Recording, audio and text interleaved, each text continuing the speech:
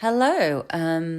Today I wanted to talk about self-love, and I think it used to be quite a narcissistic seen as a narcissistic, arrogant way of thinking, but I feel like things are starting to change now.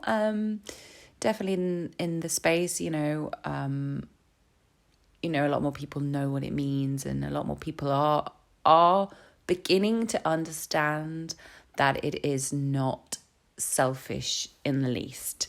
It used to be very much like, oh, if you love yourself, then you are not going to be thinking of others, you're going to be very self-involved, and that's not the case. Actually it's about loving yourself enough to then create positive changes in yourself. Because when you fully love yourself, you will create better relationships in your life, because you will respect yourself enough to create boundaries and communicate better with people. Maybe realize that some relationships aren't that great for you, and you will have enough love for yourself to go, now, is this something I want? Is this something I want to continue?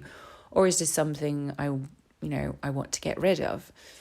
But when you love yourself on that level, you will make those decisions. I also found that, things like your health can improve. I do find it a lot easier to drink the water all every day and have my portions of fruit and veg every day. And I find that quite easy. And, I don't believe in diets, because I just think they don't work. And that's why it's a multi-billion pound industry. But I won't go into that. But it does help you, trying to sort of diet all the time and yo-yo all the time, coming from a place of like denying yourself things and exercising because you don't particularly like your body is not going to work. But if you come at it from another level of learning to love yourself enough to want to be able to nourish your body and, give it all the things it wants, you will find it easier. And then you will be able to drink your green teas or whatever you want to do, whatever floats your boat, basically. I'm not a fan of green tea, but I do drink a lot of water in the day, and I do find it super easy to eat well. And this is not, but also I think, coming from the sort of health side of things, self-love is also not, it's also not denying yourself the stuff that you want for love. Like if you want to have that piece of cake occasionally, then have the piece of cake or have that drink. It's like, it's the intention behind it, it's the mindfulness about it. If you're out with somebody and having a wonderful day and you think, oh yes, I'm going to have that piece of cake today, it's coming from a place of intention and love, and not just because you want that sugary treat and you're not really thinking about it. Excuse me. So I think that's where it's come from. And also self-love it just affects so many things. It can affect your career. Maybe you will, once you love yourself, you might be like, oh, actually, maybe I'm not in a career that I actually want to do. Maybe I want a different career. Maybe I then have the confidence to actually go for that career and sort of, and challenge myself in a way, and that's what I did.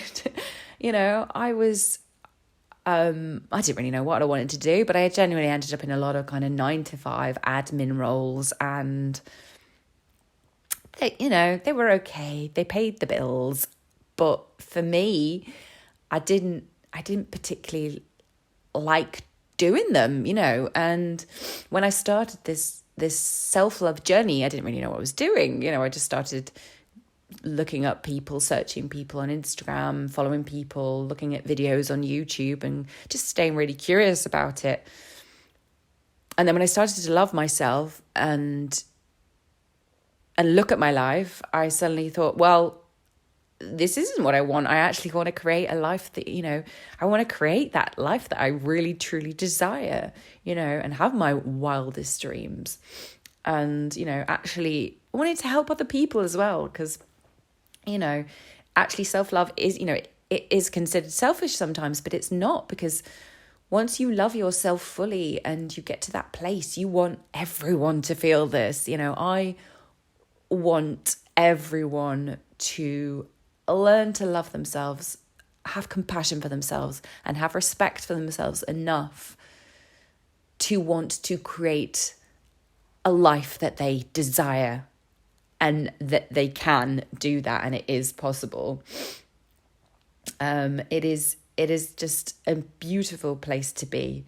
And I've got a little quote here from a Jeffrey, I think it's Borenstein, not sure how to pronounce that name, president of the Brain and Behavior Research Foundation. And he says, self-love is a state of appreciation for oneself that grows from actions that support our physical, psychological, and spiritual growth. Self-love means having a high regard for your own well-being and happiness.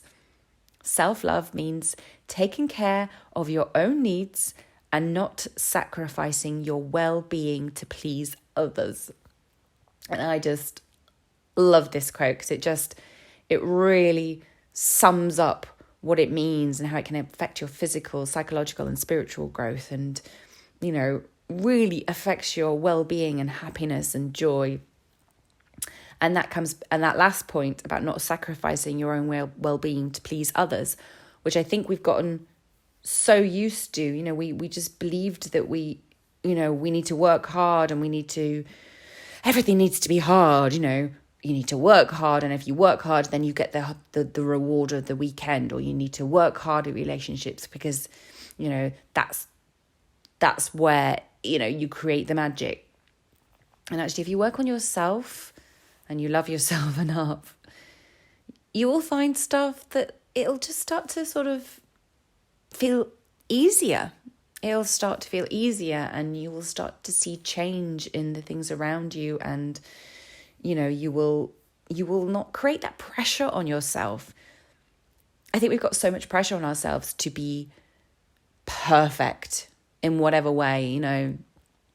Got to tick off all those boxes. I know I definitely felt that pressure to, that's what I thought. I thought I would be a certain age, and I would be married, and I would, get a house, mortgage, then get kids, have kids.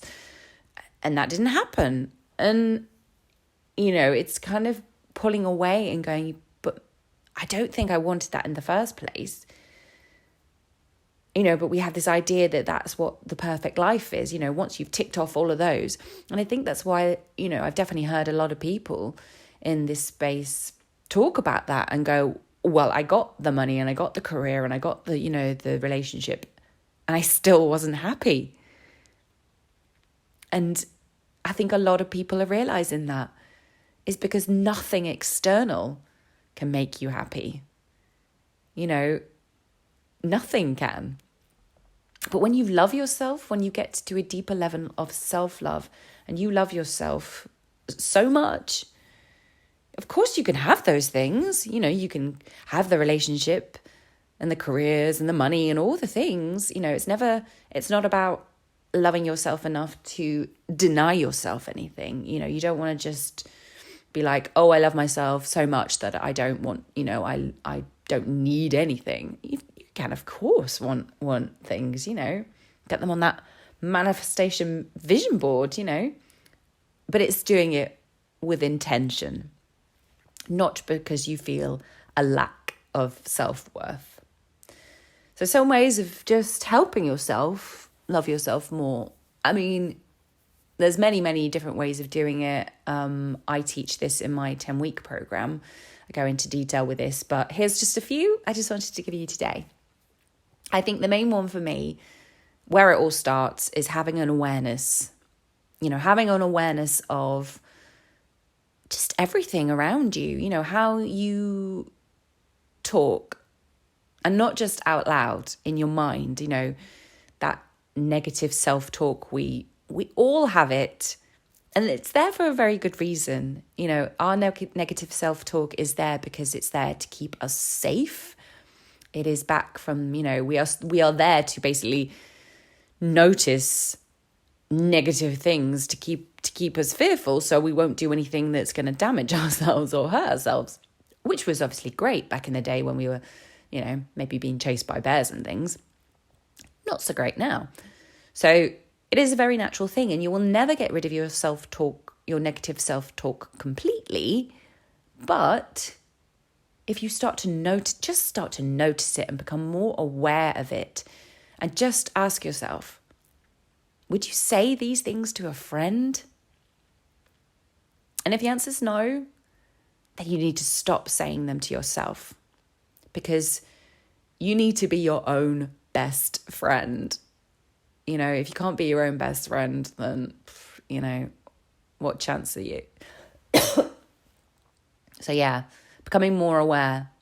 And when you become more aware of your negative self-talk, you will be amazed at how you talk to yourself. I couldn't believe it when I first noticed this. I was like, I say really horrible things to myself. I was shocked. And I would never say any of the things I was saying to myself to a friend. And when your mind says things, you listen and then you believe it's the truth. So just noticing those, and then you notice how you behave and how you show up in the world. So having an awareness is a great way to sort of start just to notice how you are in the world and the relationships you create. I find that having a good, I call it a self-care practice too, but I have lots of different things in my sort of, my little sort of self-care toolbox, as I call it, and doing them every day. And to some people, this is like, oh, it's just more on my to-do list, it's more to add. But actually, it's, this is a preventative thing. It's a preventative, not a cure thing. You don't want to wait until things get really bad. You just want to create these moments of reflection in your day. It could just be 5 minutes in the morning, maybe, maybe create that little morning ritual where I know a lot of people meditate or do breath work, or maybe do a gratitude journal, or just journal and maybe write a few lines about how you're feeling, or maybe at the end of the night doing that, just checking in and saying what good happened today, what good things happened. I think creating that intentional ritual in the day is really important for ourselves. And another one. So I think setting boundaries is a really good one, because you need to respect your time. Time is the most precious thing to me, and should be, I think, to everyone. And it's valuable, and it's devaluing yourself when you're just saying yes to everything, doing everything, taking everything on board. You are not valuing yourself and your time. And even if you don't have anything on, you can still say no. And realizing that no is a full sentence, which can be really hard to do to begin with. I completely understand that. But once you start doing it, once you start creating those boundaries, and just maybe explaining to people as well, people will be more understanding than you think, and it's about protecting your own energy. We need to protect our own energy. And I think the last one is probably just, it's just being more compassionate to yourself. We find it very easy to be compassionate to other people. We are very quick to people please and do, and help other people in any way we can. Yeah, we really struggle to help ourselves, which is where it would start. And once we start to help ourselves and create these healthy changes in ourselves, it will have a knock-on effect for the people around us anyway. People might see the way you're living and go, oh, actually, yeah, I want a bit of that in my life. Yes, please. So yeah, just having more compassion for yourself and how you show up in the world, and, you know, conserve your energy and protect your energy and create the boundaries and have better communication, and all these things can be done. And honestly, it can help you in so many ways. Like, you will, you know, create better health, you know, better self-awareness of yourself, then has a knock-on effect. You know, I know for me, I gained a lot more confidence in myself. I was a lot more motivated to do things, and it's created a stronger focus and determination. You know, some people, you know, literally have a better, they might sleep better, you know, because maybe you're making better choices with your food or drink and stuff.